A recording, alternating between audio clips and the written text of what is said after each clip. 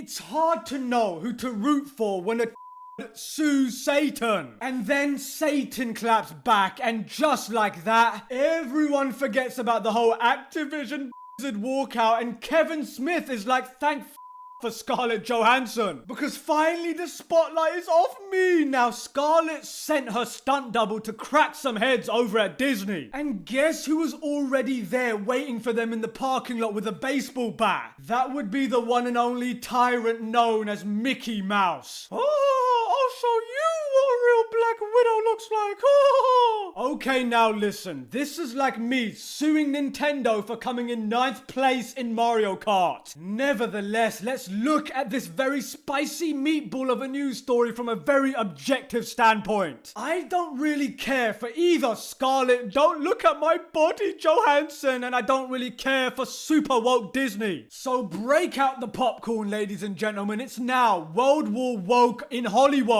I just love it when SJWs go after other SJWs. The whining is joyous. You know, I wonder, is it possible for one of us to bribe the judge in this case to drag this out for entertainment purposes? But if you needed any more proof that there is no loyalty in the far left, here you are. Scarlett Johansson is tangling with the 8-legged freaks over in Hollywood, and I for one am here for the impending implosion. When she said that Black Widow was a feminist inspired movie and a female empowerment extravaganza, this is what she really meant. It's not about the money though, right, Scarlett? It's about being a good role model for all the whammans out there. What a load of bollocks, mate. You literally blasted most of the people who helped make you who you are. Always a brilliant move. But it's the narcissism of this lawsuit that just makes me bellow out in laughter. To sum this up, without reading an entire article, aging actress with a personality of a plank of wood blames employer for everything. See, this is why.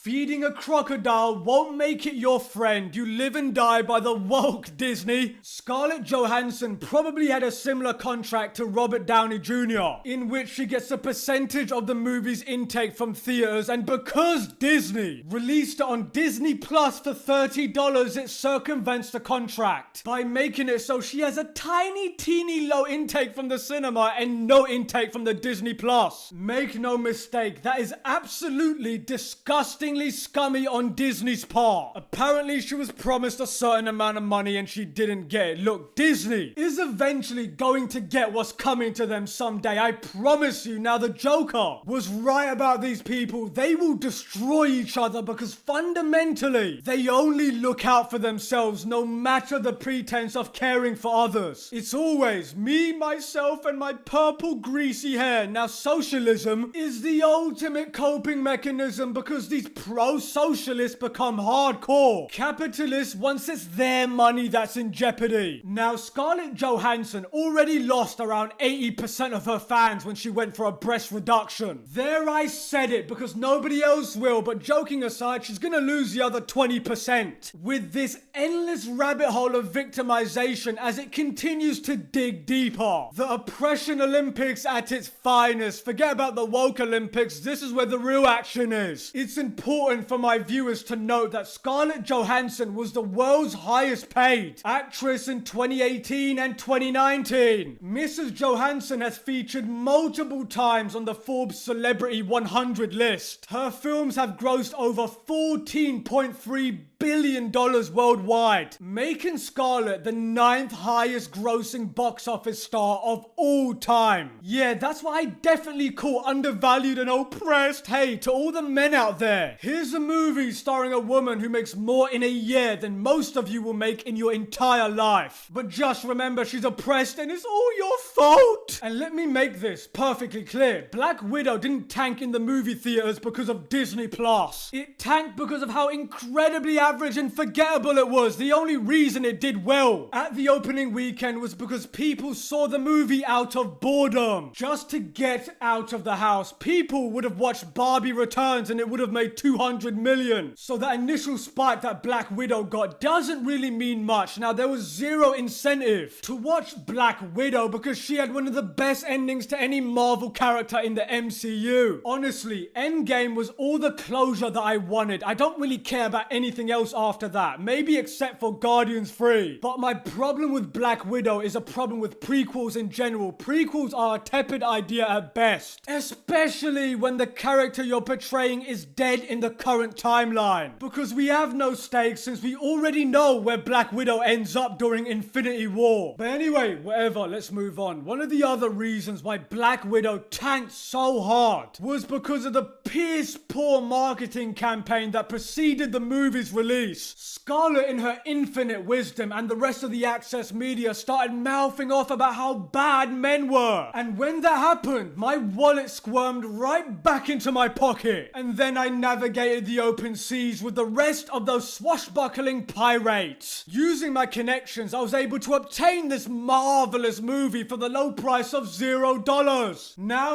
I'm only joking, but before the movie came out, there were so many cringy articles about how Black Widow made men squirm. Imagine marketing a film in a way that alienates 50% of the population. I mean, wow, that is a brain dead move. Did someone skip the marketing part during their marketing degree? But anyway, Scarlett Johansson was like, it's a super feminist movie. We don't need no men, and I've been miserable, and the fans are trash. And then Black Widow starts to tank, and Scarlett is like, I'm suing. And by the way, I love that idiotic argument. Yeah, we're all intimidated by strong female characters. That's why we all loved Ripley, Sarah Connor, Seamus, Lara Croft, Grace Jones. I mean, there are so many, but then again, thank God that women can finally have strong female characters. But as if this lawsuit couldn't be any funnier, Disney pulled the beer virus card. I think there's an old Socrates quote in there somewhere: when all else fails, just blame the beer virus. There's no merit whatsoever to this filing.